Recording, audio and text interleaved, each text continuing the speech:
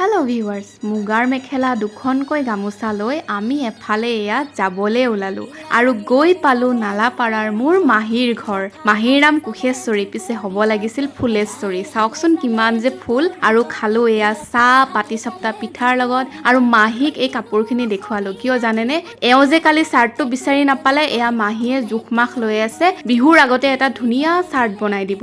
চাৰ্টটো লাগে বুলি এওঁ যে কিমান আমনি। আৰু এইফালে হৈ গ'ল আমাৰ লাঞ্চৰ সময়। কিমান যে কি বনাইছে নহয় মাহীয়ে। ৰ'ব, এইফালে আকৌ মাটনো আছিলে দেই। আৰু ইমান ধুনীয়া বতাহ এজাক দিছিলে, বাহিৰতে বহি আমি আড্ডা মাৰিলোঁ। গছ কেইজোপা চাওকচোন, নতুন পাত আহিছে, বসন্তৰ আগমন। আৰু এয়া আমি আহিবলৈ ওলালোঁ। আৰু ঘূৰি আহোঁতে খানাপাৰাৰ গণেশ মন্দিৰ ইনডোৰ ষ্টেডিয়ামত হৈ থকা নন্দিনী মেলাত সোমালোঁ। বিহু বুলি গুৱাহাটীৰ চাৰিওফালে মেলাই মেলা হৈছে আৰু তাৰ পাছত এয়া ঘৰলৈ বুলি। বাই।